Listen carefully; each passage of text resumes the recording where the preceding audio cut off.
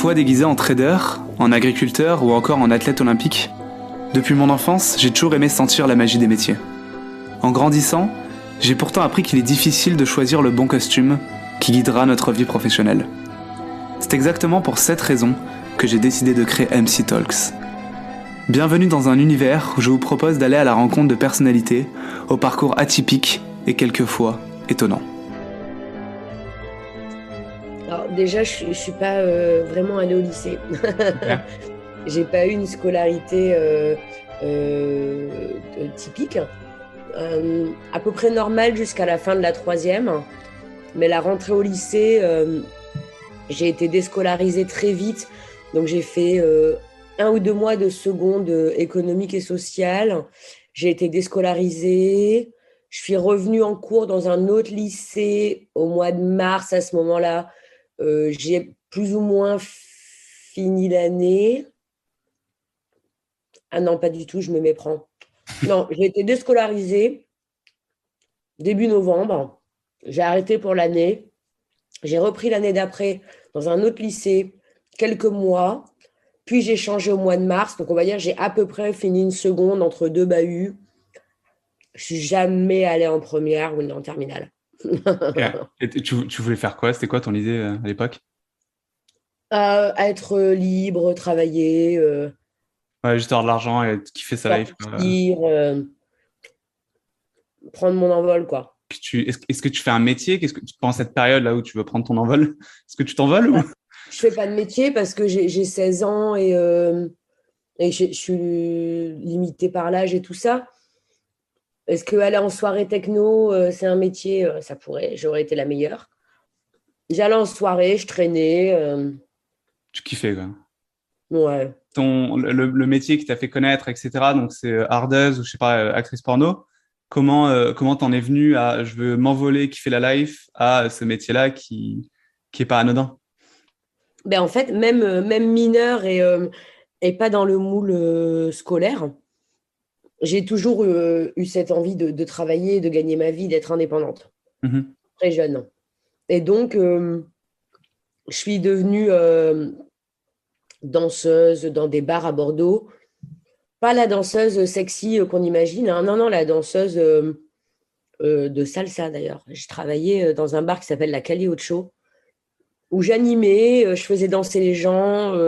Voilà, c'était danse latine, on était 3 filles et 2 mecs ou 3 mecs.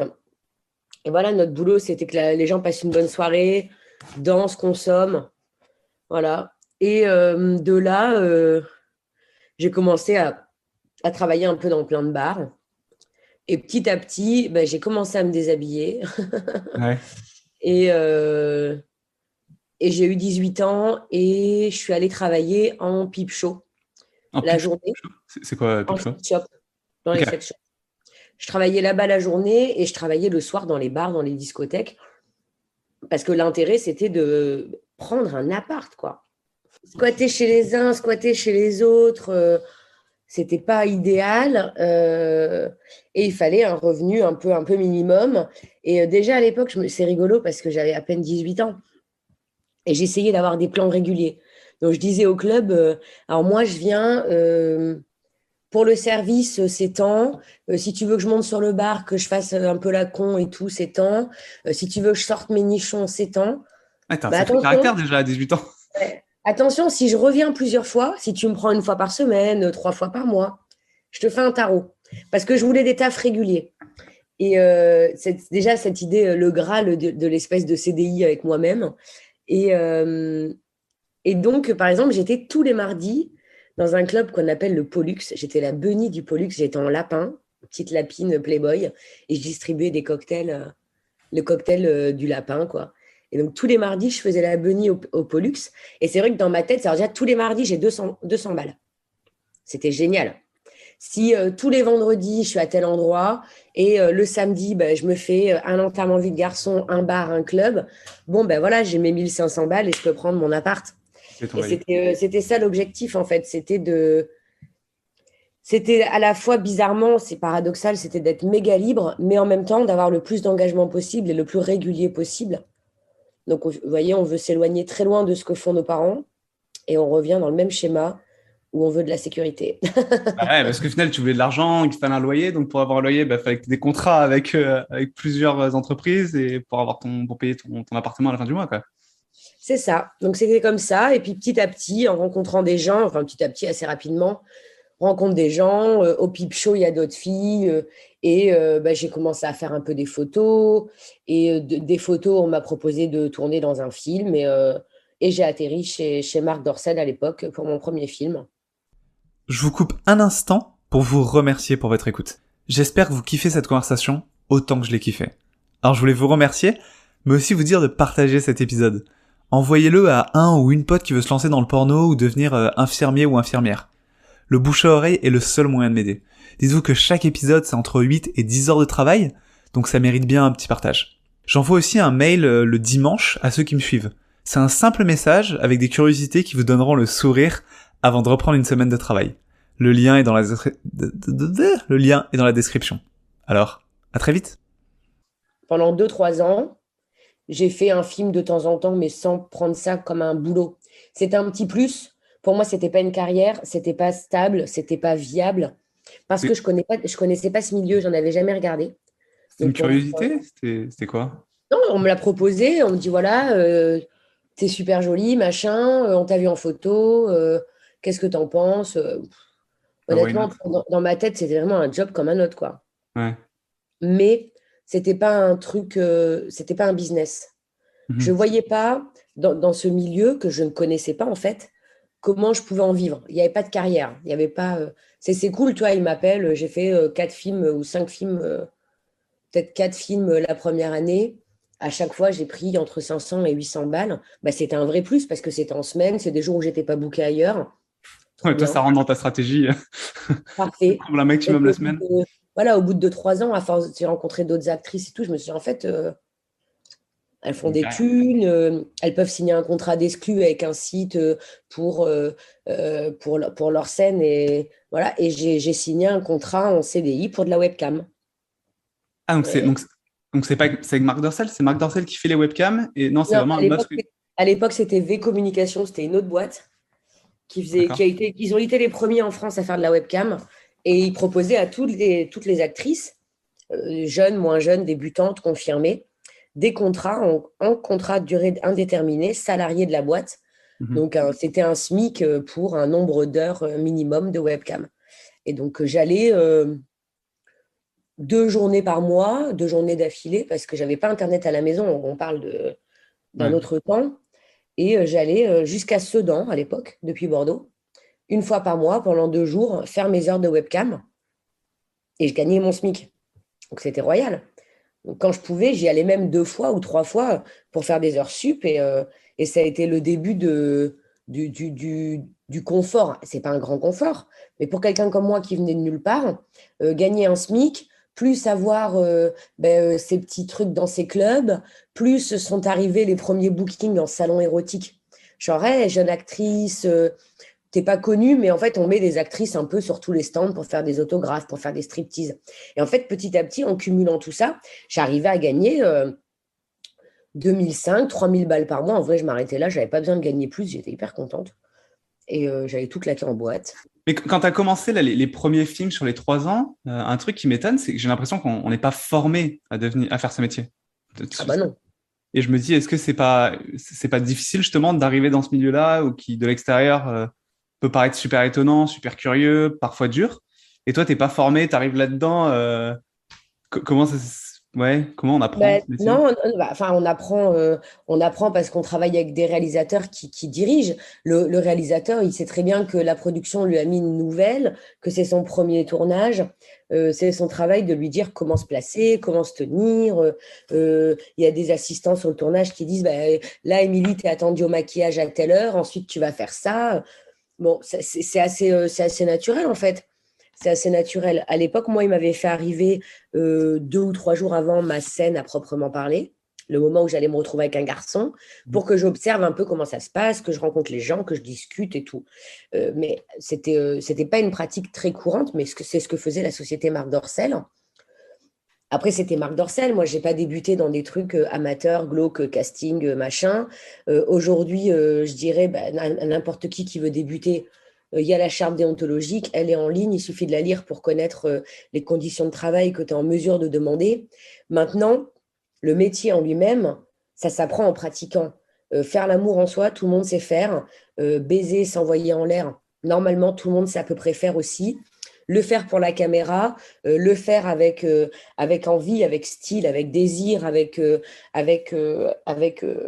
tout ce qui font que certaines actrices sont des superstars et d'autres resteront des cercueils à niquer toute leur vie, parce qu'il y a des actrices, c'est des vrais cercueils.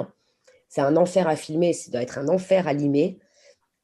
Ben, c'est la pratique, c'est l'envie, c'est le fait de se rendre compte que voilà, à un instant T, on a besoin que tu te transcendes, on a besoin que tu bouffes ton partenaire comme si c'était le premier et le dernier de ta vie, on a besoin que tu sois ton personnage, des fois plus balbutiant, plus machin. Et ça, tu l'as ou tu l'as pas, tu sais jouer avec les caméras, tu sais te comporter sur un plateau ou tu sais pas. On va t'apprendre les horaires, on va t'apprendre les conditions de travail, on va t'apprendre à lire ton contrat, on va t'apprendre à faire une prise de sang correcte telle qu'elle est attendue. On va t'apprendre voilà, ce que c'est que de revenir à ta position initiale, à faire tes séquences pour les raccords.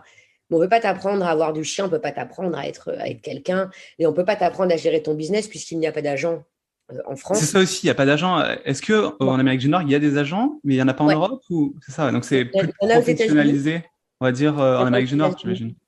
Ouais, aux États-Unis, en Hongrie aussi, en Tchécoslovaquie, ou République tchèque, je ne sais pas, à Prague, quoi. Ouais. Euh, mais non, en France, il n'y en a pas. En Angleterre, il me semble qu'il n'y en a pas non plus. En Espagne, il y en a, mais ce n'est pas officiel, donc c'est un peu ouvert à toutes sortes de dérives. Euh, donc ouais, malheureusement, c'est toi et toi-même qui, à un moment donné, tu as la tête sur les épaules et tu décides de prendre un comptable et d'avoir un statut correct, de payer tes impôts. Tu décides que ce film, tu vas le faire parce que il est intéressant pour toi, ou tu vas le faire parce que tu as besoin de payer ta facture de téléphone et que bah, tu n'as pas le choix. Et c'est pas du tout le même mood.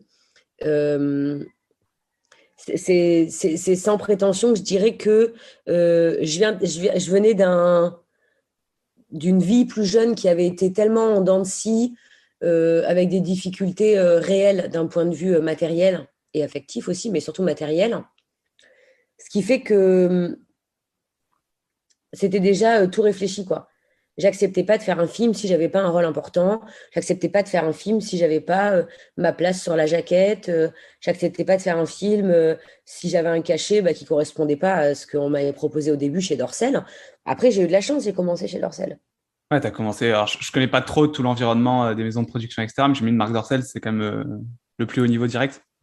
Ah bah oui, oui, c'est Donc, très bien. t'as eu une bonne éducation Mais directe. on peut commencer chez Dorsel, faire ses premières scènes et disparaître dans l'abîme total des merdes, des merdes qui existent dans ce métier parce qu'on n'est pas stable, parce qu'on n'est pas, parce qu'on prend pas ça comme un job, mais comme dans tous les jobs en fait. On peut choisir de devenir coiffeuse et travailler toute sa vie dans un salon d'une grande chaîne, d'une grande marque, avec une évolution de salaire un peu bof, et ça peut nous plaire complètement et on est ravis. Hmm. Comme on peut aussi se dire, alors je vais travailler un an ou deux là pour me faire la main, ensuite je vais me former à ça, ensuite je vais me former à ça, et à terme j'ai mon salon, voire même j'arrive à ouvrir une franchise, et peut-être même que je vais faire des cosmétiques. Et puis je vais utiliser les réseaux sociaux. Bon là on parle d'aujourd'hui, moi je parle à l'époque en 2004, c'est un peu différent, mais moi je suis quelqu'un qui a à cœur l'entrepreneuriat. Et j'ai toujours été comme ça. J'ai jamais fait quelque chose en me disant autre chose en ayant déjà l'étape suivante dans ma tête, quoi. Et donc, quand tu commences à faire ces webcams, dans ta tête, t'as déjà un plan, t'as déjà une ambition dans ce domaine? Ben, le plan, c'était d'intégrer l'équipe de V-Communication. À l'époque, c'était la deuxième ou troisième grosse prod en France. Il y avait Dorsel, Hot Vidéo et Vcom. On parle d'un temps où Hot Vidéo n'appartenait pas à Jackie et Michel, bien sûr. C'était un média, c'était le plus grand magazine de charme euh, et qui produisait un film par année.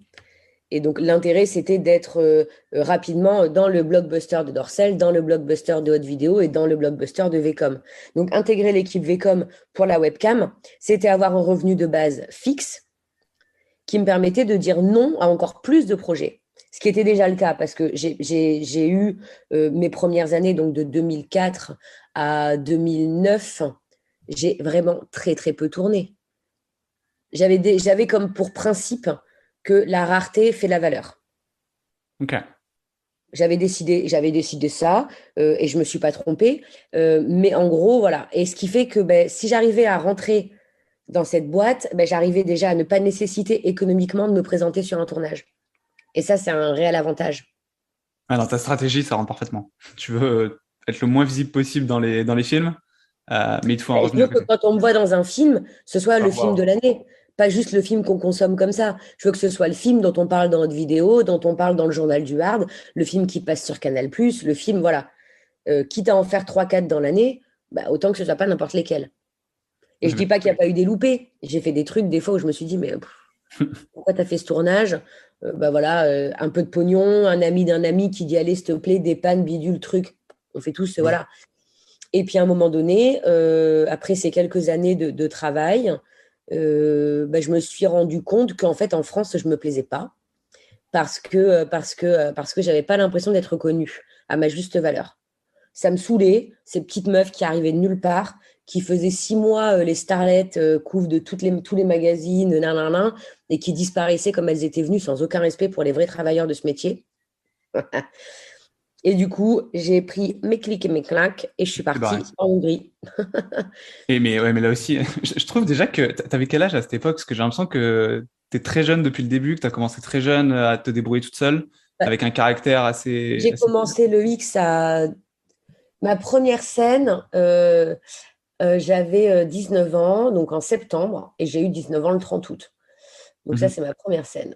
J'ai quitté la France à... ouais, c'était en 2009, donc je devais avoir 24 ans. Donc à 24 ans. 24 ans, tu pars en Hongrie pour... Après, je dis j'ai quitté la France. Je suis partie en Hongrie un mois, hein. Je suis pas partie. Ah, Je suis partie un mois. J'ai tourné pour d'autres trucs. J'ai découvert d'autres choses. J'ai découvert d'autres gens. J'ai découvert ce que c'était d'avoir un agent, de travailler tous les jours, de tourner tous les jours. Parce que là, c'est l'inverse. Là, c'est il faut y aller, il faut le faire, il faut être vu. C'est la wow. quantité. C'était la quantité. C'était pas du tout le même business plan qu'en France où on tournait très peu. La petite star française qu'on voit pas beaucoup, machin. Là, c'était pas du tout pareil. Et là, j'ai commencé à vouloir ma part du gâteau, en fait. Ouais, À me dire, forcément. c'est cool de se contenter de 2005 ou 3000 balles par mois. Je vis bien parce que je viens d'un milieu où on manque de tout. Mais en fait, non, moi, je veux acheter mon appartement. Je veux pouvoir emmener ma mère en vacances. Allez, feu, je voyais les meufs. Je dis pas que ça me faisait envie, mais elles avaient les Vuitton, les Hummer. Ça sortait dans des grandes discothèques parisiennes. Moi, je faisais rien de tout ça. Et donc, ça m'a mis un petit peu, voilà. Je me suis mis un coup de fouet. Je suis partie à l'Est. Et quand je suis rentrée en France, grosse déception. Ça n'avait rien changé. J'étais une actrice parmi les autres. Euh, Loin d'être la meilleure, loin d'être la plus attendue, loin d'être celle en qui on a le plus confiance. La seule chose qui était bon pour moi, c'est que j'étais professionnelle. C'est-à-dire quand je disais que je venais. Il fallait me fournir le billet de train, le contrat, le lieu, le ci, le là. Je partais pas à l'arrache. J'ai toujours fait très attention à moi. Mais voilà, j'étais carrée, j'étais là, j'étais à l'heure, j'étais propre, je faisais mon taf. Voilà, pas de Ouais, tu gérais ton soucis. entreprise en fait. Tu étais un peu chef d'entreprise, tu avais ton business. Et, Ouais, mais je perçais pas, quoi. et Donc, j'ai fait pourquoi tu quelques. perçais pas en France et en Et je Hongrie, tu as perçais pas percé justement là? parce que c'était une époque de contract girl, j'en ai vu passer, hein, des Elena Carel, des Carla Nova, des Oksana Darcourt, des. Comment elle s'appelait, elle? Stella Delcroix, Axel Parker, toutes ces petites starlettes là, ça arrive, ça fait quelques mois, ça disparaît. Sauf que les quelques mois où elles sont là, elles ont toutes les interviews, toutes les covers de DVD, tous les premiers rôles. Mais pourquoi? C'est leur Voilà. réseau? C'est quoi qui fait ça? Pourquoi elles arrivent et elles ont tout? Ah, le Elles ont- réseau, le physique, je pense qu'à un moment donné, tu es considéré comme un acquis, tu es là, tu fais partie du milieu. Ouais, ok. Ils avaient déjà, je pense, vu que je finirais comme une Katsuni ou une Nomi ou voilà, ou je sais pas, une meuf qui ferait partie des murs, quoi, qui ferait Mhm. partie des fondations du porno français. Ouais, elles étaient un peu bling parce qu'elles étaient nouvelles et pas là pour longtemps, quoi. Ah, c'est un peu ça. Elles Toi, arrivaient avec t'étais là, bon, leur mec over bodybuildé. En plus, elles tournaient qu'avec leur mec. Donc, pour moi, c'était pas des actrices déjà. J'arrêtais pas de péter un câble là-dessus. Je pétais un câble. Et en fait, c'est pas des actrices, c'est des exhibitionnistes, c'est pas des professionnels. Gna, gna, gna, gna, gna. Ah, c'était une horreur. Mais pas que pour moi, hein, pour plein de filles de l'époque, hein. plein de filles de l'époque qui travaillaient, quoi, qui bossaient, qui étaient là. C'est injuste, vous Et, trouvez ça, c'est un peu une bah injustice, ou ouais, toi, c'est tu penses injuste. pareil, c'est Et ta là, carrière. il y a eu une autre vague de meufs qui venaient pour le plaisir. Ça a été l'arrivée des euh, Penelope Tiger, Eliska Cross, Angel Summer, Lou Charmel. Et ça a été une vague cool parce que c'était des petites meufs qui faisaient des super performances, qui adoraient baiser, qui pensaient pas trop mal en termes de carrière, qui se laissaient pas faire, qui voulaient partir aux États-Unis. Et c'est avec elles, moi, que je me suis bougé le cul après à partir aux États-Unis. C'est avec cette bande que j'ai vu Tu les arriver. as rencontrées en France, et c'est Ouais, elle qui c'est avec elle que tu es parti après aux ouais, États-Unis. avec Lou, Angel, Jessie Volt. Et très rapidement, une autre vague, Nikita Bellucci, Coco Charnel, Anna Paulina. Mhm. Et ça a été des vagues de meufs plus carrées, plus posées, plus. Euh,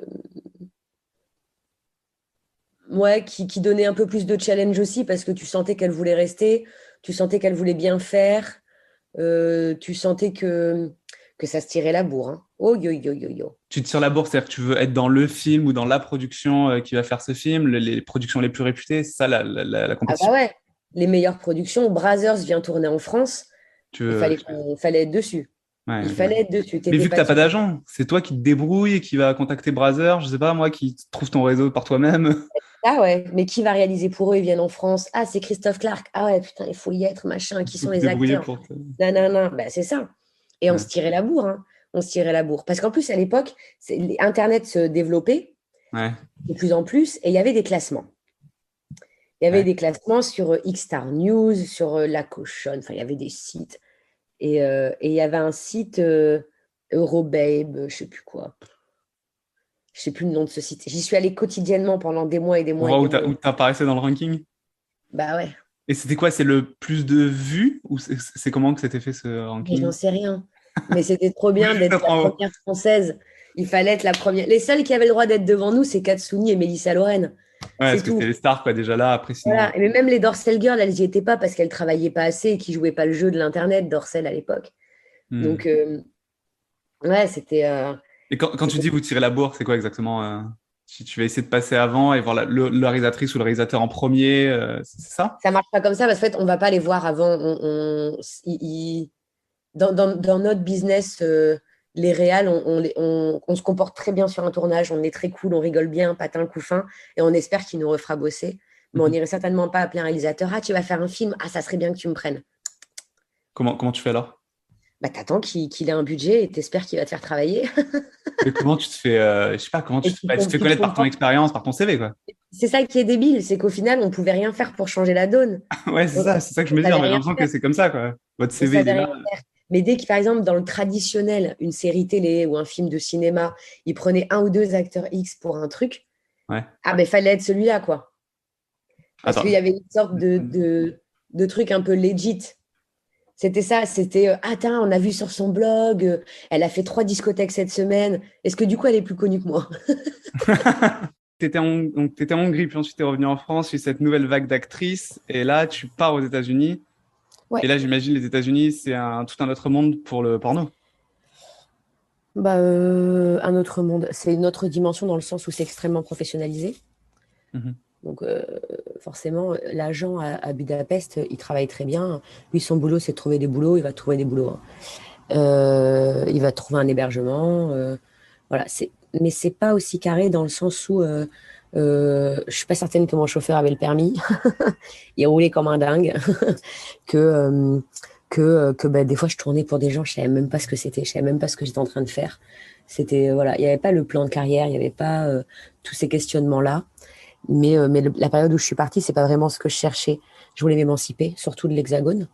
Et quand je suis arrivée aux États-Unis, déjà j'étais attendue parce que ça faisait je sais pas, 5, 6, 7 ans D'accord. ouais, que je tournais en France. Donc j'étais attendue. J'avais tourné une scène avec Manuel Ferrara un été où il était passé à Bordeaux et elle avait cartonné, ça avait marché de ouf. Donc je suis rentrée tout de suite comme Spiegler Girl, les fameuses Spiegler Girls. C'est quoi ça? Euh, Bah, c'est Mark ça? Spiegler, c'est un agent qui n'a qu'une vingtaine d'actrices triées sur le volet qui ne sont que des superstars. Ah, Et et je t'as suis réussi rentrée. à être, c'était ton agent. Bah, j'ai pas réussi, c'est qu'on m'a dit. Enfin voilà quoi, quand je suis partie, c'était vu que c'était Spiegler quoi. J'ai échangé avec lui, c'était réglé, je partais pour lui. Les Françaises qui partaient étaient pas nombreuses et quand elles partaient pour Spiegler. Ok. Donc tu pars pour Spiegler et ah aussi en parlant de Manuel Ferrara, en parlant d'acteur, est-ce que c'est un objectif en tant qu'actrice de jouer avec certains acteurs et inversement certains acteurs de jouer avec certaines actrices ou pas Ça ou l'était pas? à l'époque. Ça l'était à l'époque parce qu'il y a des acteurs qui avaient leur série. Donc, Ah, je savais pas être ça. dans leur série, c'était des séries pour des grosses prods comme Evil Angel, comme Elegant Angel. Donc, c'était intégrer des grosses productions. Donc, oui, il y avait quelques objectifs. Il y avait des grands noms. Tu vois, quand tu vas aux États-Unis, si tu dois faire de l'interracial et que t'évites Lexington Steele, tu t'évites quand même une sacrée exposition parce que c'était quelqu'un. Ok. Donc là aux États-Unis, tu es avec ce grand agent, j'imagine. Ouais, ce grand agent qui s'avère une immense déception. Ouais, parce que tu vas quand même dans des Il a prods que été, tu connais pas et t'as un chauffeur qui a bah, pas le permis. il a été très bien pour ma carrière sur le moment parce que quand tu arrives comme une Spiegler Girl, bah, tu es respecté tout de Démonstration. suite, on te prend au sérieux. Tu es chez Spig, mais les conditions n'étaient pas celles que j'attendais parce qu'au final, il s'est avéré finalement dans sa manière de faire euh, tout aussi amateur que ce que je connaissais en Hongrie. En gros, euh, En gros, j'étais trop indépendante pour travailler pour ce mec. Il m'avait pas laissé le choix, il m'hébergeait chez lui. Et je parle pas il a pas été désagréable dans le sens, il a essayé de me pécho ou quoi, pas du tout. C'était autre chose qui me mettait mal à l'aise. C'est que déjà, je suis chez lui, donc j'ai pas de liberté dans le sens, Ouais. un jour à 14 heures, je lui dis, je vais au mall, donc le centre commercial. Mm. J'avais bossé le matin, je bossais le lendemain, ma call time, elle devait être chauffeur à 10 heures. Je me dis, vas-y, il est 14 heures, il fait méga chaud, je me fais chier dans l'appartement. Je quittais pas ma chambre parce qu'en fait, il avait un chat et il y avait des poils partout et je supportais pas, c'était vraiment crade. Et je suis ultra maniaque. Donc, c'est vrai qu'à part ma chambre et le balcon, je faisais pas grand-chose. Donc, je lui dis, bah, je vais au mall. Il me répond, non, tu vas pas. Je dis, pardon. Il dit, si tu vas, tu vas être malade. Je lui dis, mais attends, mais ça sort d'où ça? Je dis, t'as cru que j'avais 12 ans? T'as cru que t'étais quoi, mon père? Je supportais pas d'avoir une laisse. Et on s'était frité là-dessus. Et des conneries, tu vois. Je lui dis, ah, je vais descendre faire une lessive parce que c'était un espèce d'immeuble avec des petits appartements, la piscine au milieu et il y avait les lessives un peu au sous-sol. Et je vais faire une lessive, il me dit, une seconde. Et il me sort son tas de linge. Je dis, mais gars, t'es ouf. Ouais. Si je t'avais proposé à la rigueur, j'ai pas assez de linge, j'aime pas gaspiller la flotte, la lessive, le machin, je t'aurais proposé, ouais. Mais en fait, non, m'impose pas. J'avais Mm. la litière de son chat dans ma salle de bain. Il tapait dans ma bouffe constamment. Enfin, il m'a rendu ouf. Vraiment, il Là, m'a c'était combien rendu de temps chez ouf. lui? Je suis restée. Je devais rester 3 mois. Je suis restée 2 mois. Au bout de 2 mois, Non. je me suis escape au possible. Je ne supportais plus. Je payais ma chambre, donc j'avais un petit lit et une commode. Littéralement un lit et une commode.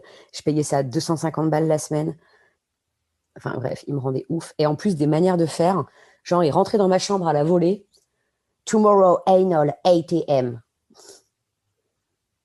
Euh, alors, pour qui, Tranquille. pourquoi, comment, j'emmène quoi dans ma valise, c'est quelle prod, et c'est bon, je sais ce que je fais. Alors, j'étais pas tombée du nid, quoi, tu vois. Il avait eu probablement pour habitude d'avoir des actrices françaises qui arrivaient un peu genre je connais rien, qui avaient pas 7 ans de métier, qui avaient pas.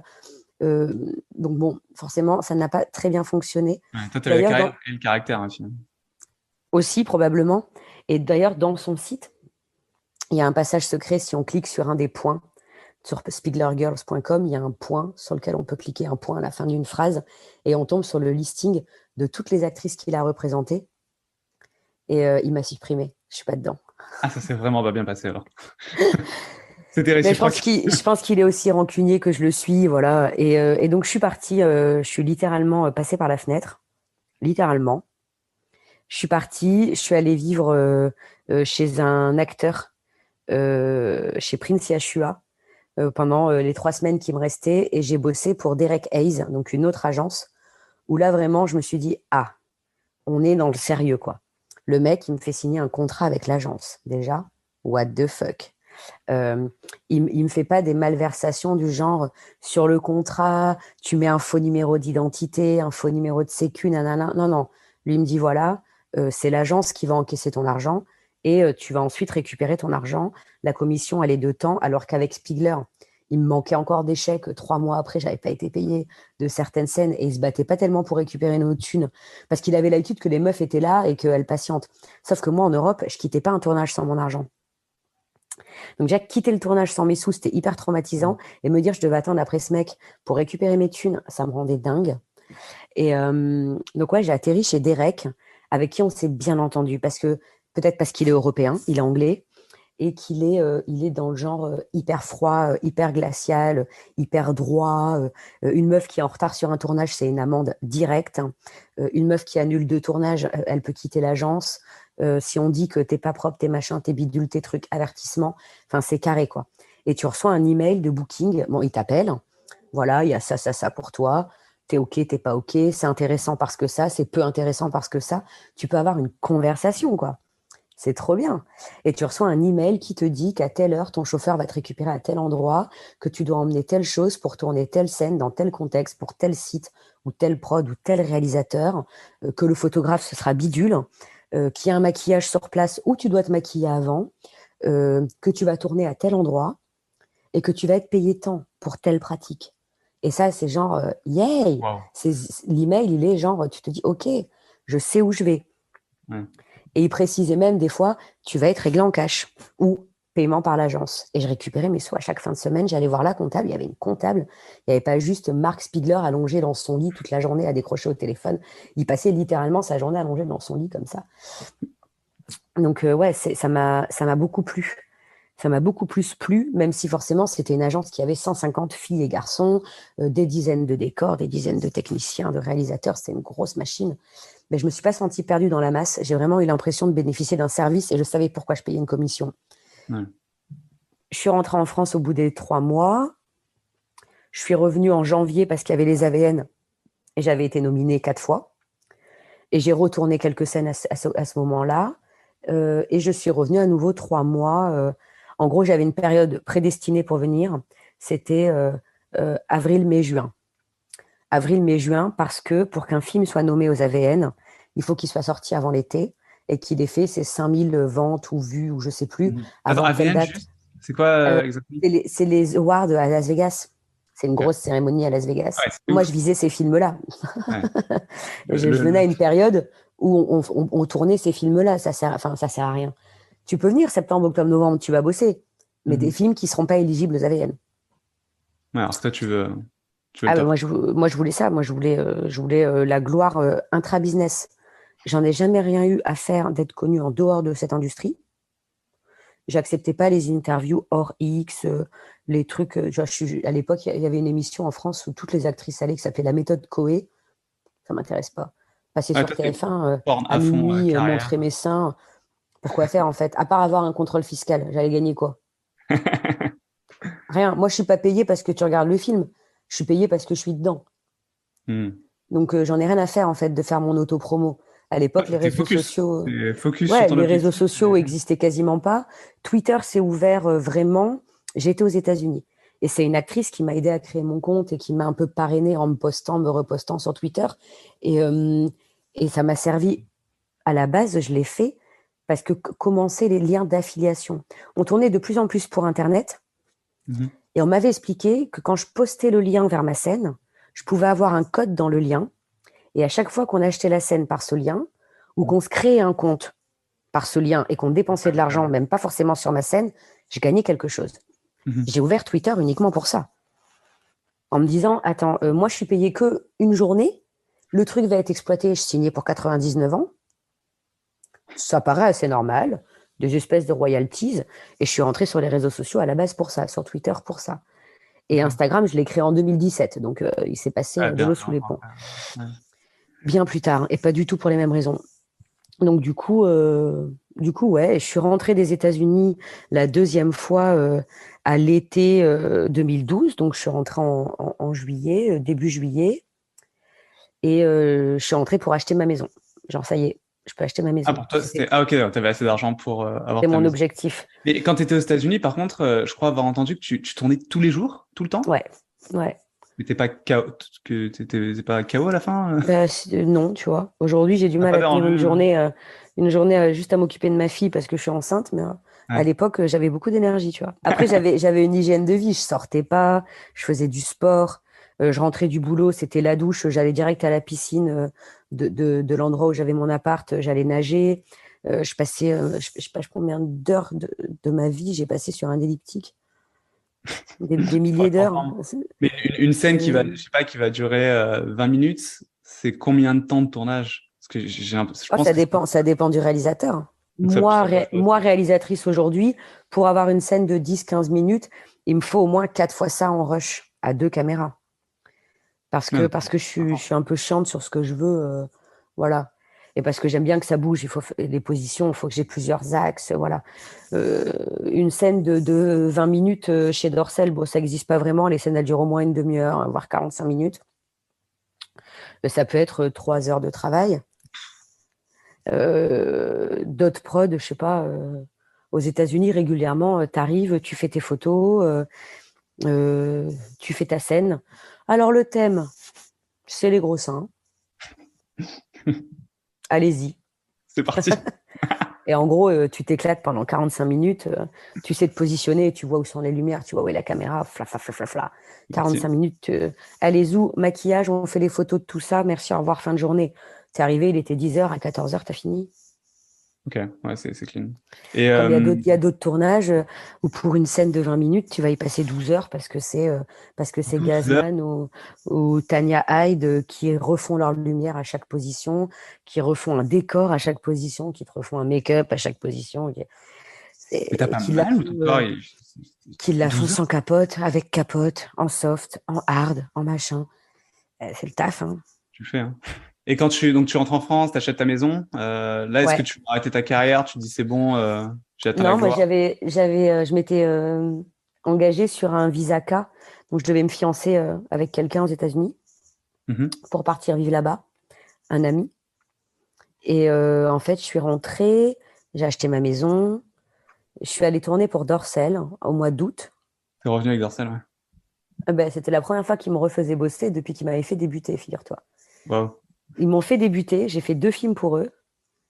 Ils m'ont plus jamais fait bosser entre 2005, 2004, ouais, 2004, 2005 et 2012. Ok.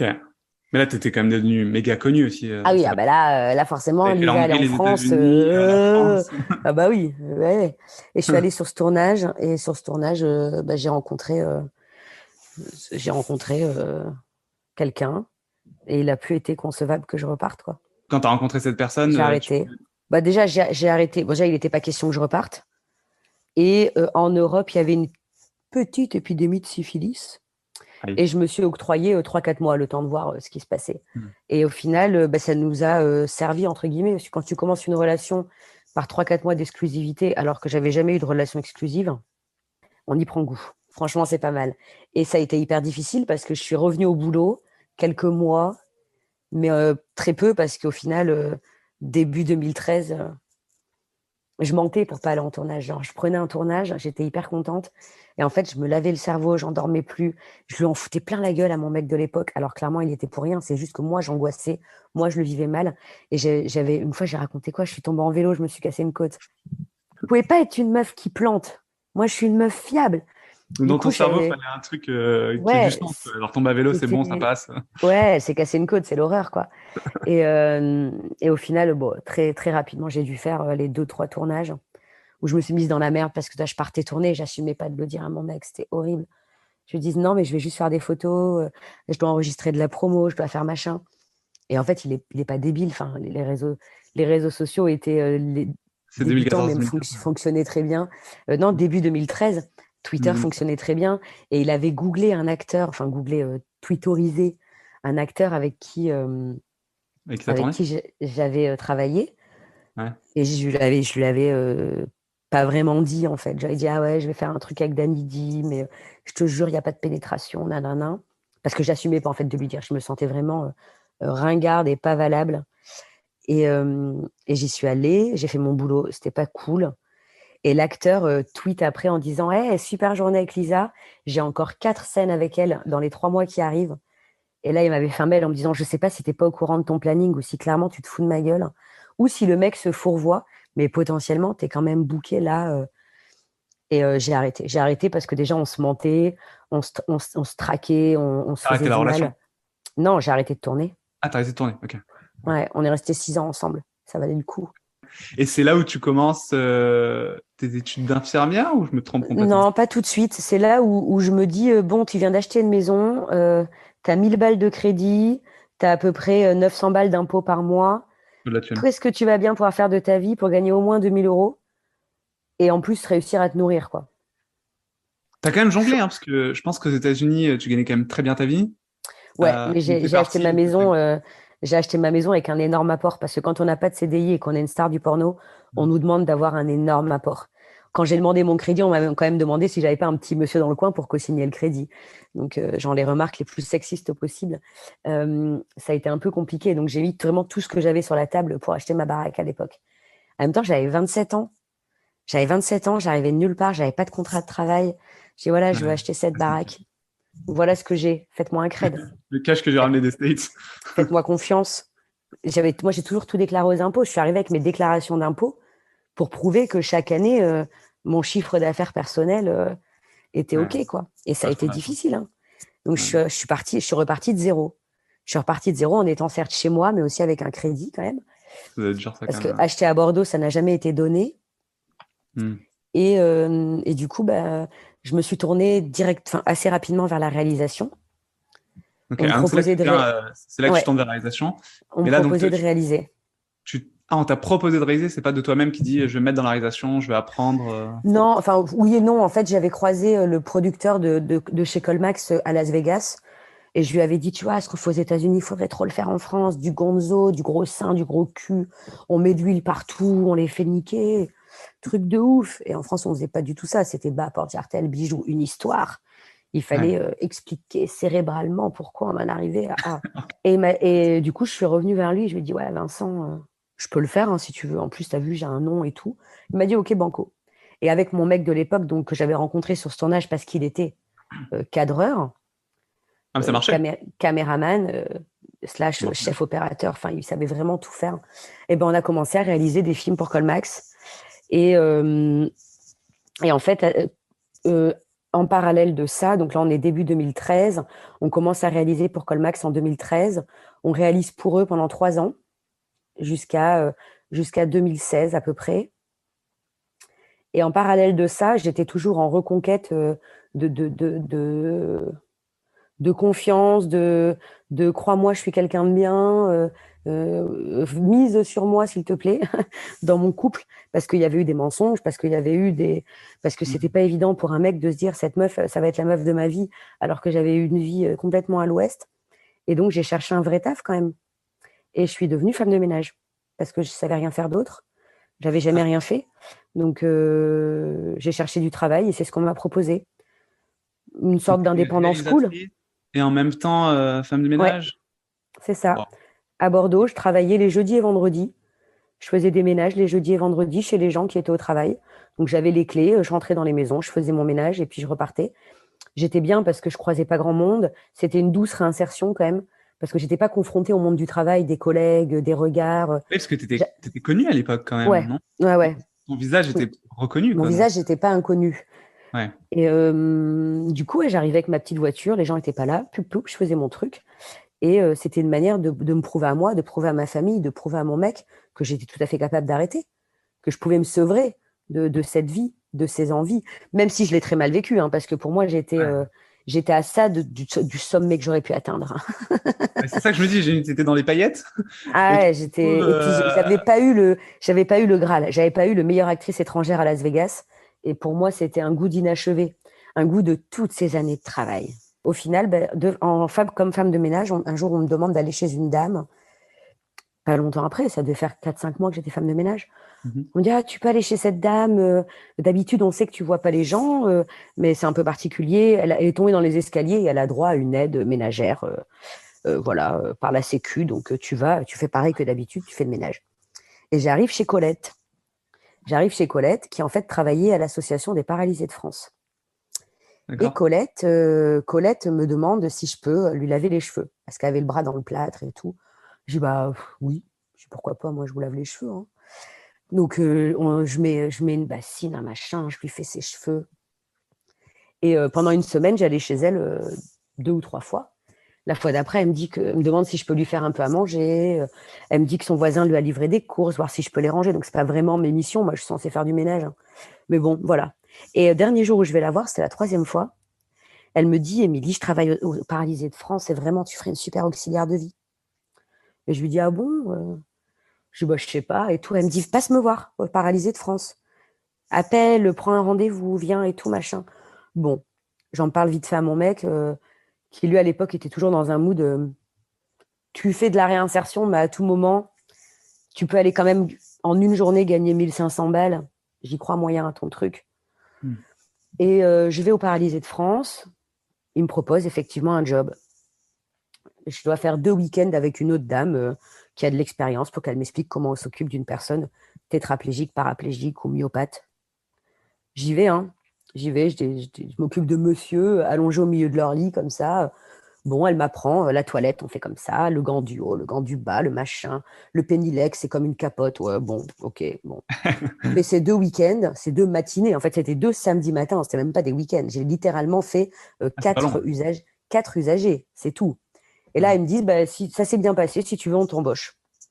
Pas de diplôme, rien du tout. Auxiliaire de vie, c'est quand même un diplôme d'État. Donc bon, Mhm. comme quoi, il y avait déjà des besoins dans le secteur de la santé. Et en fait, c'était hyper bien parce que le mardi, je devais donner mes dispos de la semaine suivante. Et le mercredi, il me sortait mon planning de la semaine d'après, du mercredi au mercredi. Donc, ça me permettait de continuer de faire mes tournages en tant que réalisatrice. Mm. Des fois, de dire, ben là, je vais travailler que le week-end et d'aller passer toute la semaine avec mon mec parce qu'il était à Paris et moi à Bordeaux. Et donc, c'était hyper cool. Encore une fois, j'avais une super liberté, à la fois dans mon planning, à la fois. Puis, je croisais pas de collègues, je croisais que les handicapés. Non, donc t'étais Euh, tranquille, quoi. T'es pas... Donc, Tu peux encore, pas te on faire. continue une espèce de réinsertion un peu douce, un peu valorisante. J'apprenais des choses, je trouvais ça cool. Utile à la Euh, société. ouais. Et puis, un moment, on me dit, tiens, tu pourrais faire une surveillance de nuit. J'ai commencé à une, bah, une nuit. On a un poste qui se libère de nuit. Tu ferais 9 nuits par mois. Tu peux les mettre un peu quand tu veux parce que vous êtes 3 sur le truc et vous vous accordez sur le planning. Il faut juste qu'il y ait quelqu'un tous les soirs. Et du coup, je me dis, à la nuit, c'est peut-être mieux que de me taper 5 ou 6 résidents usagers dans la journée et taper de la route et tout machin. Là, je fais toute la nuit chez la même personne. C'est un petit peu mieux payé. Bon, allez. Et je me rappelle toute ma vie, mon mec m'a accompagné chez cette dame. Il est resté dehors, hein, mais il m'a accompagné devant le bâtiment et tout. Je suis rentrée, la dame, elle avait fait un AVC, elle était trachéotomisée, il y avait la traque, elle était complètement rétractée, il n'y a que les yeux qui bougeaient, la sonde urinaire, la stomie. Et là, j'ai eu un choc en fait. Je me suis dit, oh, qu'est-ce que tu fais là? T'es pas formé, là on est dans du médical, là il faut un médecin. Comment tu vas gérer cette personne, quoi? Et il y a une aide-soignante qui m'explique. Pour la laver, tu prends le drap, tu la tournes comme ça, tu fais comme ça, tu fais derrière, la prévention d'escarres, ça. Et elle râlait, encore quelqu'un qui n'est pas formé, encore quelqu'un qui connaît rien, gna, gna, gna. Elle me dit, tu lis tout le cahier de transmission pour savoir ce qui doit te sauter aux yeux, ce que tu dois écrire. Tu vides la poche à pipi comme ça, tu changes l'alimentation. Elle avait une sonde d'alimentation, mais par la gastrostomie. Elle avait une sonde d'alimentation, donc il fallait mettre la poche d'alimentation quand ça se finissait, à la bonne vitesse, machin. Elle avait une sonde urinaire, mais avec une irrigation. Donc, il fallait changer aussi une poche d'irrigation. Enfin, aujourd'hui, infirmière, je me dis, on a demandé ça à une nana qui avait Qui n'était pas 2 mois formé. d'expérience, Mm. qui n'avait jamais été formée. C'est ouf, quoi. Et je sors de là, je dégueule dans un buisson. Et je dis à mon mec, oh, c'est chaud. C'est chaud. Je dis, putain, moi, il y a un an, j'étais full Los Angeles, Beverly Hills. C'est ça que j'ai Qu'est-ce dans que ma je tête fais depuis là, tout à l'heure. quoi? En fait, ce que tu m'as raconté avant. Je vais tourner tous les jours Beverly Hills. Et là, je te retrouve avec quelqu'un. Qu'est-ce que je C'est un fais là? peu triste pour Et cette personne. je lui dis, ouais, on est sur un truc. La meuf, elle parle pas. La patiente, elle parle pas. Elle te regarde comme ça. Il faut que je passe la nuit à côté d'elle et tout, machin. Et elle me dit, ouais, c'est chaud, le fais pas et tout. Je dis, en même temps, c'est un taf cool parce que je vais gagner tant par mois. Tu vois, parce que j'avais dû prendre une colocataire dans ma maison. J'avais acheté une maison pour la Pour avoir partager des revenus. avec une inconnue pour payer mon crédit et tout. J'étais pas bien, quoi. Et je le fais. Je m'occupe de cette dame quelque temps. Je passe mes premières nuits complètement à la fuite du moindre bip, du moindre truc. Je crois que j'ai fait des préventions escarres toutes les 2 heures. Enfin, j'étais en mode. Le matin, il y avait une aide-soignante qui venait prendre la relève parce qu'elle faisait la toilette complète. Elle changeait les tubulures, les machins, elle faisait son truc. Et l'aide-soignante, elle me dit: Ah, tu pourrais faire une super aide-soignante. Et ça faisait 2 mois que j'étais auxiliaire de vie. Elle dit: Tu ferais une super aide-soignante, va en EHPAD, ils prennent sans diplôme. Je te donne tel EHPAD, un Corian. Maintenant, ils sont dans la tourmente, mais un EHPAD Corian, viens, tu vas voir et tout.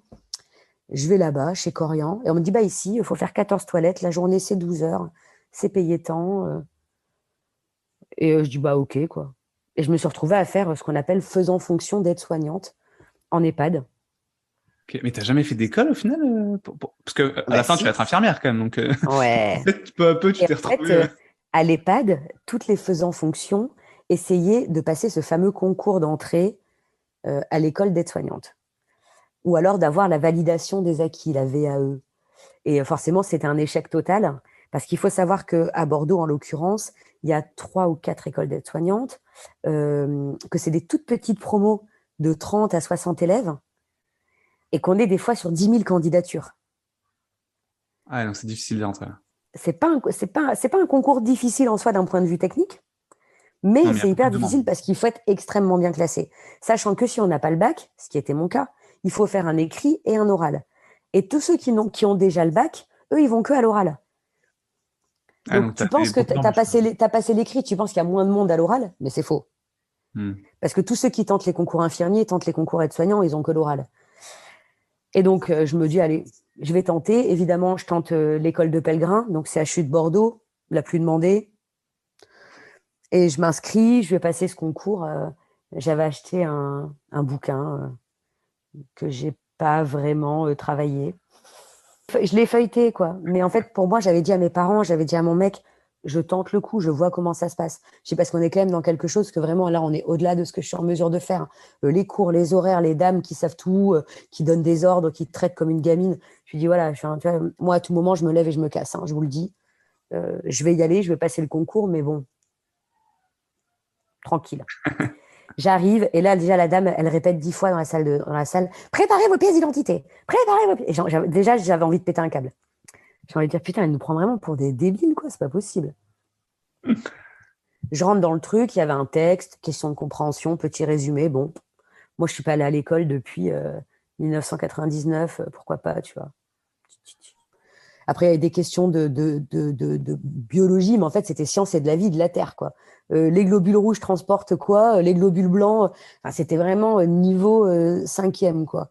On n'était pas sur un truc de ouf. Classer les os longs des autres os, le fémur, si tu sais pas que c'est un... Enfin, tu te dis un petit peu, c'est quand même logique que le fémur soit un os long. Donc, franchement, j'ai pas eu l'impression que c'était hyper dur. Les maths, c'était que des règles de 3. Je me rappelle qu'il y avait la recette de la pâte à crêpes. Mais que des règles de 3. Bon, je le fais le truc, je sors, je l'ai fait en une demi-heure. Je me suis levée, on me dit: vous devez attendre le tiers-temps pour sortir. Je me rassieds. Et à un moment donné, elle me fait un signe: c'est bon. Parce que genre, on avait 2 heures, fallait que j'attende 40 minutes pour sortir. Donc j'ai bâché le truc, je suis sortie. Et les résultats sont sortis quelques temps après, j'étais pas dessus, j'étais pas dedans. Donc je dis à tout le monde: bah ça va, on le savait, tu vois. Je vais aller voir à Pôle emploi si je peux faire une petite prépa concours, puisque vous y tenez, que j'ai un diplôme. Effectivement, ça serait pas idiot. Allez, on va faire un diplôme. Et je m'inscris à Pôle emploi pour faire la prépa concours infirmier.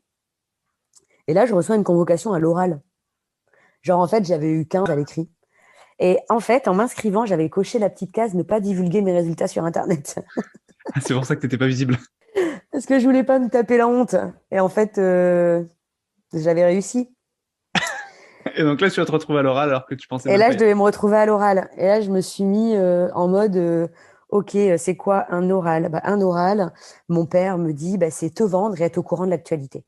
Il dit: tout ce qui s'agit de sanitaire et social, demain, tu dois être incollable. Alors, il m'avait listé les émissions: le magazine de la santé, les infos, enfin, voilà, acheter certains, aller dans les laboratoires de prélèvement sanguin, voir les magazines, des fois de la recherche de bidules, la recherche de trucs. Il me dit: tu vas au CHU, il y a bien des revues partout, des prospectus pour plein de choses. Tu lis tout ce que tu trouves. Je dis: ok. Et je suis tombée sur mon sujet, c'était la recherche, la lutte contre le cancer. j'ai fait un exposé où j'ai parlé, je crois la veille aux infos, il parlait du fait que l'autotest pour le cancer colorectal était enfin disponible en pharmacie en vente libre. C'était beau, je l'avais eu la veille aux infos, quoi. Et en fait, j'ai eu 20 à mon oral, je suis arrivée première à ce concours devant tous ces petits connards qui sortaient du bac et même du bac S. Waouh. Et j'ai intégré l'école d'aide-soignante et j'ai passé une année magnifique, même si difficile parce que j'étais pas scolaire. Et la Ouais, c'est première fois ça, ouais, qu'on parce m'a que déjà, demandé, à un concours, t'as du mal, parce il faut respecter des règles, il y a des gens qui te parlent comme un enfant. Et là, tu vas faire mm, 1 an à l'école, quoi. ouais, ouais, ça a été chaud.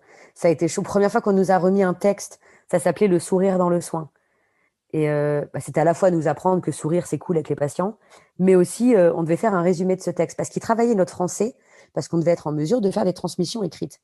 Et elle avait une règle d'honneur, notre formatrice en chef, mes aides-soignantes savent écrire 3 lignes en français. Elles savent s'exprimer dans leur correspondance, dans leur transmission, à l'écrit, à l'oral. On comprend où elles veulent en venir, on les prend au sérieux. Parce qu'une aide-soignante qui ne sait pas écrire, c'est une aide-soignante qu'on ne prendra pas au sérieux. Et quand elle dira que le patient ne va pas bien, on ne l'écoutera pas. Et donc, il y avait ces fameuses leçons de français, là. Et on nous donne ce texte sur le sourire, il faut faire un résumé. Je me suis mise à pleurer, j'ai pété un câble. Je ne savais pas faire un résumé. Je ne savais pas faire. Je suis sortie de la salle, j'ai dit, c'est bon, j'arrête tout. On est marre. C'est de la merde. Et je savais qu'en plus, il y avait le mini-mémoire à faire à la fin. On devait fournir un travail d'une vingtaine de pages sur une situation de communication vécue en stage, analyser cette situation, qu'est-ce que j'ai fait de bien, qu'est-ce que j'ai pas bien fait, qu'est-ce qu'on me dit dans les cours, qu'est-ce que j'ai trouvé, qu'est-ce que le patient il pourrait faire, que j'aurais pu faire, qu'on n'a pas fait. Il fallait faire un truc Tout ce que relié, tu détestes, plastifié. quoi. Ça m'angoissait. Et en fait, ça s'est très bien passé parce que j'ai eu des notes excellentes. J'ai adoré toute cette année, j'ai adoré tout ce que j'ai appris. Si bien que je suis sortie de là, diplômée de juillet 2016. D'accord. Et en septembre 2017, en septembre 2016, donc à la rentrée, je rentrais à la fac pour passer mon bac pour adulte. Voilà. Ah, Il me donc, faut le bac. après, il fallait faire le bac. Ouais, c'est le Non, trajet. non, non, j'aurais pu arrêter là et devenir aide-soignante tout de suite, Ah, mais toi, tu travailler. voulais après Mais devenir. je me suis dit, j'ai passé une année trop bien. Il me faut le bac, il faut que je rentre en école d'infirmière. Hmm. Je me disais, le porno dans tout ça, il est où? Tu faisais toujours Ah, tes j'ai réalisations? réalisé des films sur les week-ends, sur les vacances. Ouais, je t'arrêtais pas, quoi. C'est quand même marrant, Ouais. entre assistante, enfin, infirmière et porno, c'est deux mondes, j'ai l'impression, complètement séparés. Oui, Et c'est pas le même monde, mais c'est pas si loin. On est dans l'humain. Dans les deux cas, on traite avec des gens de manière plus ou moins rapprochée dans des situations différentes. S'envoyer en l'air avec un inconnu, ça demande au moins autant de tact et de bienveillance que de s'approcher d'une personne qui souffre d'un mal à un instant T et qui compte sur nous pour combler toute cette vulnérabilité de l'instant. Donc, Ouais. dans tous les cas, il y a des valeurs humaines qui sont certaines, hein. Et à partir de quel moment tu deviens infirmière? Passe mon bac, je l'obtiens juillet 2017.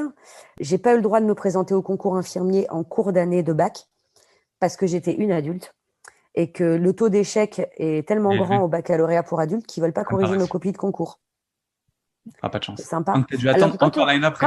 quand on est une petite merde de 17 ans en terminale, on peut passer le concours infirmier parce qu'il y a plus de chances qu'on ait son bac. Voilà. Ça m'avait atterré. J'ai écouté, je paye 150 balles de concours, j'ai encore même droit à une correction, merde. Ben en fait, non, t'as pas le droit de te présenter. Et donc, j'ai dû attendre une année de plus, effectivement, pour Ouais. me présenter au concours infirmier. J'y suis rentrée en septembre 2018, Et c'est ça, et c'est donc, parce que moi, je voyais tes stories à l'époque, et en plein en plein Covid, Covid. tu te C'est ça. retrouves infirmière. Quand le Covid est arrivé, j'étais en stage en CMP, donc un centre de ville de psychiatrie. Ça faisait une semaine que j'étais là. Et mon lieu de stage a fermé. C'était pas un lieu indispensable. Les patients étaient réorientés vers l'hôpital psychiatrique et ont fermé tous ces lieux non importants. Et donc, mon lieu de stage étant fermé, mon école devait me parachuter ailleurs pour venir en aide, comme tous les étudiants.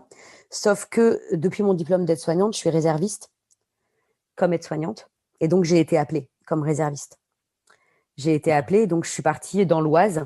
Au début du Covid, c'est bizarre de dire ça maintenant parce qu'on en est sorti, mais l'Oise et l'Est, c'était nos clusters. Ouais, C'était les zones où, en tant que soignant, on s'imaginait l'horreur. C'était l'horreur, hein. Mais Ouais, et quand j'ai dit à mon père, j'ai été appelée, j'ai accepté de partir, je vais dans l'Oise. Il m'a dit, comment ça, à l'Oise? Mais là où il y a le cluster? J'ai dit, bah oui, là où il y a le cluster. Ah, fais attention à toi quand même, nanana, nanana. Et la veille de mon départ, j'ai bu comme un trou toute seule chez moi et j'ai fait un testament. Tellement je ne savais pas à quoi m'attendre. Ah, t'es Tellement vraiment c'était peur. effrayant. Quand ce qu'on voyait à la télévision, ce qu'on disait des chiffres sur BFM, nous, entre nous, on ne se parlait pas, les étudiants. On avait été dispatchés un peu partout. Et étant étudiante à l'époque de deuxième année, la plupart des étudiants de deuxième année ont été utilisés comme aides-soignants pendant le Covid. Parce qu'on n'a pas les compétences proches du diplôme d'un troisième année, mais on n'est pas non plus une première année qui n'a rien fait. Donc, ils travaillaient comme aides-soignants. Et on n'était pas en contact, on a été pris dans le truc. Certains sont restés dans leur stage parce que leur stage est resté ouvert. Donc, ils ont fini leur stage, ils sont restés dans leur stage dans des conditions Covid, avec des collègues qui tombaient malades, avec des tuteurs, des machins, beaucoup de patients, mais dans leur stage. Et d'autres ont été démobilisés de leur stage et mis ailleurs, où il y avait des grands besoins, quoi. Tout le monde a été listé, il y a eu des centaines de listings d'étudiants, de soignants, de tout. Et ben moi, du coup, j'ai demandé à l'école un accord pour quitter l'école. Dire, voilà, je suis désolée, je vais vous quitter, mais moi, je suis appelée, je suis réserviste. Et plutôt que d'être une étudiante mal fagotée dans le service parisien où je vais peut-être pas être super aidante, je vais aller à l'hôpital, à l'époque à Creil-Senlis. Je vais aller à l'hôpital là-bas en tant que professionnelle, aide-soignante réserviste professionnelle, en mesure, avec mes collègues réservistes, d'ouvrir des services. Parce qu'il y avait des services entiers qui étaient fermés depuis très longtemps dans cet hôpital qui est en faillite. Et on a ouvert 4 services de Covid, tenus par les réservistes. Bien. Donc, on avait des renforts des locaux. Moi, je sais que dans mon service, en l'occurrence, c'était des péricultrices qui venaient, des auxiliaires péricultrices, donc des spécialistes de la pédiatrie, qui se retrouvaient dans un service Covid, au milieu des réservistes, à filer un coup de main sur des adultes. Ce n'était pas du tout ce qu'elles faisaient d'habitude, mais Covid oblige, tout le monde est venu. Et donc, on a ouvert des services, on a travaillé quelques semaines, logés à l'hôtel, confinés dans nos chambres, donc avec pas beaucoup de rapports Ça a humains. duré combien de temps? Je suis restée 4 semaines. Il y a quand même Je un suis mois restée 4 confiné. semaines. On s'est rapidement déconfiné. L'hôtel n'était qu'à nous. Il était fermé. On est entre Ah, ouais. soignants. On avait une grande salle à manger où on s'est permis, à un moment donné, de prendre nos repas, mais chacun sur une table. Chacun sur sa table dans la même salle au moins. Oui, Ouais, ouais, parler entre voilà. vous. À la fin de ma mission et de mon Covid, j'avais perdu 11 kilos. Wow. Donc, j'étais quand même très fatiguée. Koh Ouais, j'étais très fatiguée et j'ai enchaîné sur un stage qui a été maintenu. Donc, j'ai demandé l'autorisation de quitter. J'ai pas renouvelé en fait à la fin de la semaine, j'ai pas renouvelé ma présence et je suis allée à un stage qui m'avait été attribué, enfin que j'avais demandé et qui était prévu. Et quand je les ai eu au téléphone, est-ce que malgré le Covid, vous m'accueillez, vous pensez pouvoir me former? Ils m'ont dit, mais bien sûr, vous venez. Et je me suis retrouvée au SAMU 94 pendant 8 semaines. C'était le stage de mes rêves. C'est celui que je voulais depuis le début de mes études. Euh, je, J'aurais été extrêmement déçue qu'à cause du Covid, j'ai pas ce stage, mais j'aurais compris. Et j'étais très contente d'être accueillie au SAMU, même si c'était des conditions particulières. J'ai pas eu d'AVP majeur, j'ai pas eu de gros accidents du travail. Les gens étaient confinés chez eux. Donc j'ai eu beaucoup de Covid. J'ai eu quelques trucs aussi plus particuliers. Beaucoup d'accidents domestiques, du coup. Ouais. Les écoles étaient fermées, donc les enfants étaient à la maison. Il y avait beaucoup de pédiatrie. Ils n'en faisaient pas autant d'habitude. J'ai eu beaucoup de pédiatrie. Et donc j'ai fait ce grand stage au SAMU pendant le Covid. Et puis est arrivé l'été. Ça, c'est Et quoi, on été nous. 2020, 21? Été 2020, Ouais, été 2020, 2020. ouais. Où on nous a autorisé, puisque ça se calmait, à rentrer dans nos pénates, prendre nos vacances scolaires, puisqu'elles nous sont dues. Et j'ai été appelée pour partir à l'époque en Guyane, en mission, avec la réserve. Mais mon état de santé ne me le permettait pas. Honnêtement, j'étais épuisée par ces deux mois, là, 3 mois de Covid. J'en pouvais plus, j'étais cuite. J'avais déjà eu pas mal de fins de vie dans ma courte carrière professionnelle, mais jamais des fins de vie aussi inconfortables où j'avais autant de poids sur mes épaules. Hmm. Je ne pensais pas un jour me retrouver seule face à des gens qui veulent probablement tout le monde sauf moi à leur côté pour leurs derniers instants. Et je suis tombée malade parce que j'ai régulièrement baissé mon masque. Hein. Quand tu as quelqu'un qui est en train de décéder et qu'il n'y a que toi, il n'y a pas la famille, il n'y avait pas de visite, il n'y a pas tout ça. La moindre des choses, c'est de lui faire un sourire, de rassurer. Une fin de vie en Covid, c'est pas beau, hein. Les gens étouffent, ils gaspent, c'est moche, hein. C'est 45 minutes. J'ai eu un monsieur, je m'en souviens de toute ma vie, qui m'a fait 45 minutes d'agonie. Je lui tenais la main, j'ai baissé mon masque. Je lui ai dit, monsieur, vous avez une vie super, c'est génial, vous pouvez y aller, c'est cool. Vous êtes bien battu. Je suis sûre que vous avez une famille qui vous aime très fort. Je vais les appeler personnellement. On va leur dire que ça s'est bien passé pour vous. Et c'est cool. On n'avait rien. On n'avait pas de midazolam, on n'avait pas de Valium, on n'avait pas tout ce qui est Rivotril, tout ça. Il a fallu plusieurs jours pour qu'on nous propose un autre protocole que le protocole habituel, puisque plein de médicaments étaient réservés à la réanimation. On était en galère. Donc faire une fin de vie sans morphine, sans Keta, sans Valium, c'est pas des jolies fins de vie. C'est pas des jolies fins de vie. Et pour les familles, c'était hyper traumatisant, pour les patients aussi. Les gens les déposaient aux urgences, ils n'avaient plus le droit de les voir et on les appelait pour dire qu'ils étaient morts. Bah oui, il y avait pour la famille, il y avait une forme d'abandon. Et pour nous, il y avait une responsabilité encore plus élevée dans ces derniers instants. Et je me souviens aussi que j'avais une dame. Elle avait plusieurs enfants. Et on nous avait dit, il n'y a qu'un enfant qui peut venir la voir. Elle n'aura qu'à une visite. Il dira aux autres comment ça s'est passé. Il n'a qu'à appeler en vidéo pour que ses frères et sœurs puissent voir la dame. Ça m'avait rendu ouf parce que moi, je viens d'une fratrie. On est 6. Alors, je m'imaginais mon père ou ma mère et je me dis, alors comment on décide qui y va, quoi. Enfin, c'est horrible. La décision qu'on demande à cette fratrie, c'est juste pas possible, quoi. Ça va jusqu'à la fin de leur jour les gaver et leur faire un truc. Que toi, tu l'as vu, moi, je ne l'ai pas vu et lui, il l'a pas vu. Quelle horreur! Et du coup, je les ai fait passer par l'escalier de secours et ils sont tous venus la voir. Ils ont pu être ensemble. Mais en plus, ça a duré. Après, il y a eu les autres vagues, donc tu as dû continuer à chaque fois. Deuxième vague, à la rentrée, j'étais dans une réanimation cette fois, pendant 2 mois. Et après, je suis tombée enceinte en février. Et donc j'ai été récusée des Covid. Et donc, j'ai fait mon stage, ce qu'on appelle le stage pré-professionnel, mon dernier stage d'école d'inf. J'ai pu faire le stage que je m'étais fixé dès le début et dans lequel j'avais été acceptée, c'était les Grands Brûlés. Et donc, j'ai pu y aller. Parce que s'il y avait eu encore du Covid, j'aurais pu être sortie. Enfin, il y en a qui ont été sortis. Hein. J'aurais pu être sortie de mon choix initial pour répondre à des besoins. À 2 mois du diplôme, on te case comme infirmière. Hein. Voilà, hein, tu vas bosser. Hein. Il y a des besoins, il y a des besoins. Mais heureusement, j'étais fort enceinte déjà. Et donc, le médecin m'avait récusé. Genre, ah non, elle va pas en Covid. Et aujourd'hui, après avoir donc accouché de ton premier enfant, est-ce que tu as fait le travail d'infirmière? Est-ce que tu as été infirmière ou j'ai accouché en octobre. Ma fille. Octobre 2021, donc c'est vraiment pas longtemps. Là. Non, il y a 8 mois. Elle a 8 mois et demi. 8 mois. Et j'ai voulu reprendre le travail quand elle a eu 6 mois, puisque j'ai fait congé parental, etc. Quand elle est rentrée en crèche. Et en fait, j'étais enceinte. Oui, tu tombes enceinte. Ah, donc t'as toujours pas été vraiment infirmière, enfin, t'as pas commencé après le diplôme à travailler. Non, je suis retombée enceinte et je devais travailler à l'hôpital ici, pas loin de chez moi. Et je leur ai dit, en fait, ça sert à rien que vous m'accueilliez, que vous me formiez au poste. Dans 4-5 mois, je serai plus en mesure de travailler. Surtout que j'ai plus 20 ans, j'ai déjà un bébé à charge. Je serai pas allée jusqu'à 7 mois de grossesse au boulot. C'est pas possible. Là, je suis à 5 mois, je suis déjà éclatée au sol, donc c'est horrible. Et du coup, je leur ai dit, me donnez pas le poste. En toute honnêteté, je vais juste vous claquer un congé mat très rapidement et vous allez former quelqu'un d'autre qui va prendre la place et que je vais mettre dehors dans 1 an. Enfin, c'est débile, quoi. Donc, je chercherai tranquillement du boulot plus tard. Mais en fait, c'est pas une priorité parce que j'aimerais me former plus. Et mon rêve ultime, le Graal de ma vie, c'est d'être infirmière anesthésiste. Et j'aimerais suivre la formation SIAMU ici.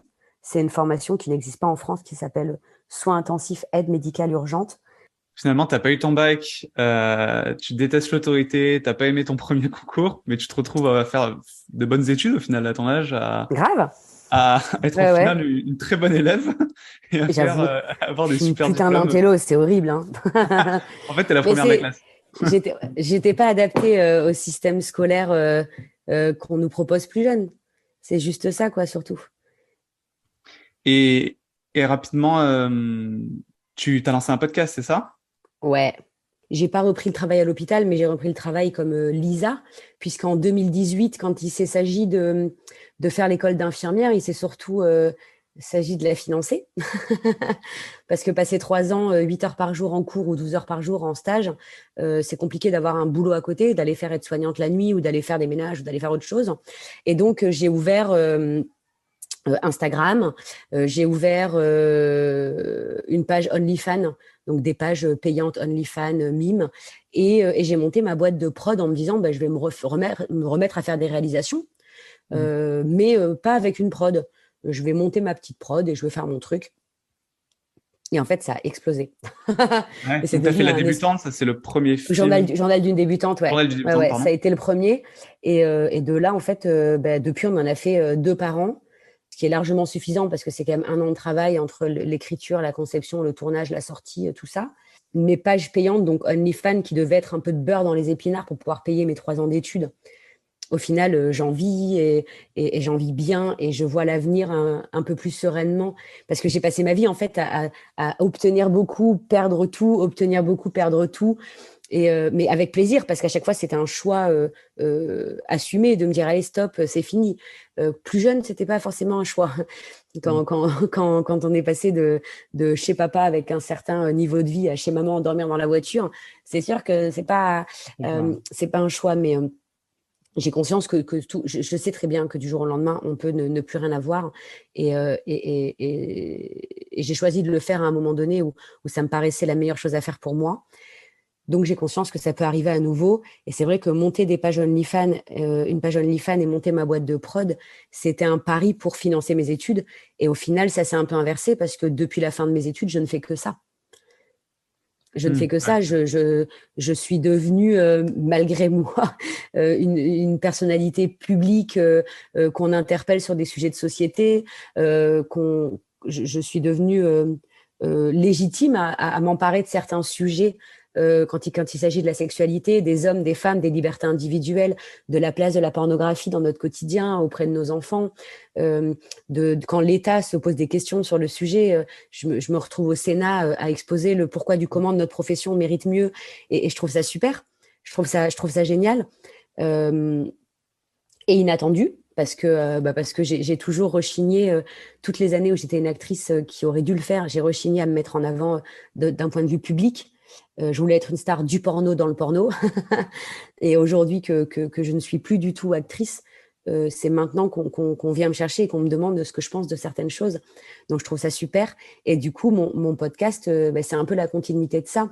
C'est une manière d'échanger avec le plus grand nombre, sans être prise dans un cadre, parce que répondre à une interview, c'est une chose. On va parler d'un sujet précis, l'interview va être montée, coupée, découpée, et au final, j'ai pas eu de liberté de ton. Et là, j'ai l'opportunité par mon podcast d'inviter qui je veux pour m'emparer du sujet que je souhaite et le dépioter dans tous les sens et faire des... Toi, donc c'est toi qui décides des invités. C'est parce que j'ai vu que c'était avec une autre. Il y a un partenariat. Je travaille avec Magellan. Okay, donc, voilà. Magellan, c'est une application audio. Et donc, ils sont producteurs de mon podcast et ils m'ont fait le plaisir de me donner Laura, qui est ma rédactrice parce qu'en fait, ça s'écrit un peu comme une émission. On fait un séquençage, on travaille un peu sur la carrière de la personne que je veux accueillir pour avoir des petites choses, des petites piques, des petites notes. Voilà. Et donc, c'est un job que je ne maîtrise pas. Les premiers podcasts, j'ai fait énormément d'entre-soi. J'ai l'habitude, moi, d'être interviewée. Donc, c'était un peu bizarre de pas du tout parler de moi. Tu poses des questions, là. Voilà. Et je me suis améliorée petit à petit et je mène de mieux en mieux mes entretiens. Et c'est vrai que c'est une réelle opportunité pour moi d'échanger avec des gens avec qui j'aurais pas échangé autrement. Je vois pas comment j'aurais pu accueillir, je sais pas des chanteuses, des entrepreneuses qui ont monté leur boîte, des chanteurs pour parler de l'amour, pour parler de comment en tant qu'hommes ils ont été oppressés parce qu'on attendait d'eux, les chevaliers servants, pour au final pouvoir en fait se permettre de faire tout ce qu'ils veulent. Et enfin, ça a été là, je vais enregistrer le dernier épisode de la première saison. Il y a combien d'épisodes? La semaine prochaine, il y en a 10. 10. Donc là, il y en a 2 qui sont sortis. Il y en a 2 qui sont sortis. Écouté, ouais. Je vais écouter les 2 premiers. Il y en a 2 qui sont sortis. J'enregistre le dernier épisode de la première saison la semaine prochaine. Et j'ai hâte, en fait, que tout sorte, quoi. Que t'as envie de tout sortir d'un coup, t'as pas envie d'attendre. C'est trop long. Mais c'est bien. super, ouais, c'est super. Et je vais pas te prendre plus de temps, j'ai juste 2 questions pour finir. 3 en fait. Une spécifiquement pour toi. Déjà, une que j'aurais dû poser dès le départ, c'est pourquoi Lisa Del Sierra? Lisa, eh ben, à l'époque où je dansais à Bordeaux, je dansais à la Calle Ocho. C'est un bar très cubain et je suis pas du tout latine. Et du coup, on avait réfléchi à comment je pouvais bien m'appeler. Et Lisa, c'est venu, voilà, Lisa, c'est venu. Je me souviens que tout le monde avait un peu sorti un nom comme ça, bidule, truc, je sais plus. Puis c'était resté sur Lisa. Et c'est bizarre parce que même des gens qui me connaissaient comme Émilie, qui venaient à la Calier, m'appelaient Lisa à la Calier. Ça choquait pas. La Cubana Blanca m'appelait. Et Del Sierra, c'est quand je suis arrivée dans le X, on m'a dit, il te faut un nom de famille. Tout le monde a un nom de famille. De manière très honnête, j'ai prétendu être latine parce que j'étais très brune, j'avais les cheveux jusqu'à la chute de rein et j'avais une sacrée chute de rein avec un popotin bien fourni. À l'époque, le porno n'était pas du tout mondialisé. L'Internet est arrivé un peu après. Et moi, quand je suis arrivée dans l'UX, c'était encore DVD. Hein. Et je me suis dit, bah, je vais être la méditerranéenne. Et je me suis appelée Là, Del Sierra. Del Sierra. Alors qu'en fait, pas du tout. Voilà. Mon père est pied noir, à la base originaire du Limousin. Donc, tu vois, pas, rien à voir. Et ma Ouais, mère, elle est même mi-ch'ti, pas. mi-basque. Alors, Ouais, c'est vraiment pas l'Amérique du Sud et le soleil.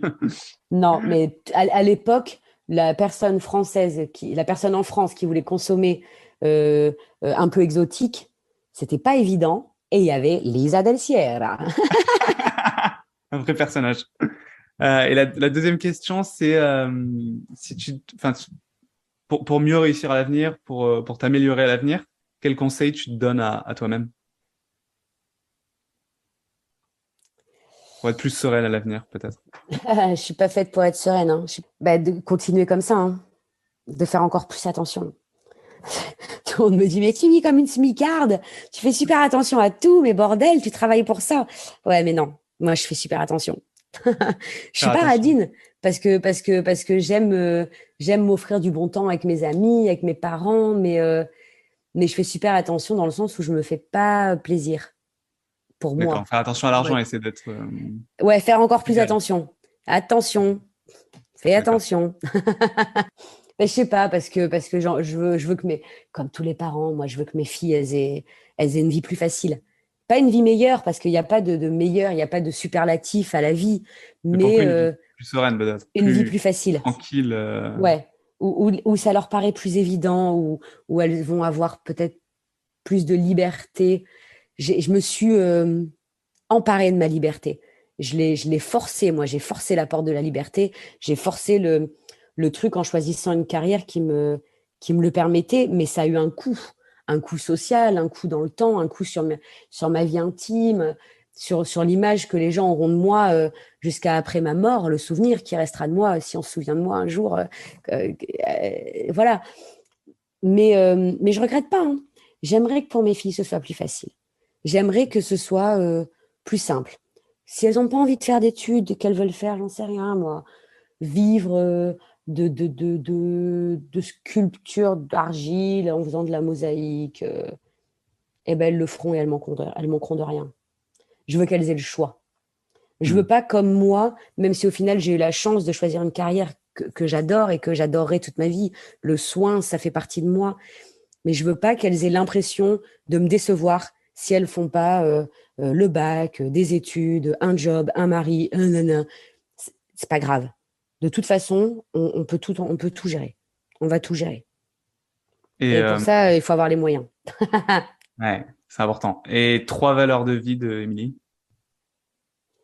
3 valeurs de vie. Je suis Hmm. extrêmement rigoureuse. Ça comprend la ponctualité, voilà, le respect des lieux, on enlève ses chaussures quand on rentre, tout ça, la rigueur de manière très générale. Ouais, je suis extrêmement rigoureuse avec moi-même et j'en attends autant des autres, ce qui pose quelques problèmes. Donc la rigueur, première valeur, l'honnêteté.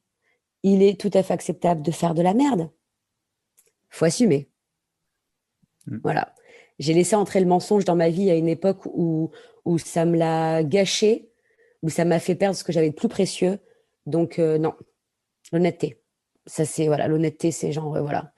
Et notre troisième valeur, La famille, je sais pas si c'est une valeur, mais la famille avant tout, quoi. Donc rigueur, honnêteté et famille. Et En tout cas, famille. merci beaucoup, Putain, Émilie. ça fait un peu vieille famille corse. Rigueur, honnêteté, famille. Ça fait un peu ça. Mais en tout cas, c'était super cool. Vraiment une belle rencontre. Merci beaucoup pour ton temps et parce que je sais que t'étais occupé ces derniers temps, puis c'était pas facile avec la grossesse, donc merci beaucoup. Pas de C'était souci. vraiment une belle rencontre. Merci à toi. Ce podcast étant une histoire commune entre ses auditeurs et ses invités, je voulais vous remercier pour votre écoute. Aussi, vos notes, commentaires ou encore le bouche à oreille sont au cœur de la réussite de cette aventure. N'hésitez donc pas à partager votre avis.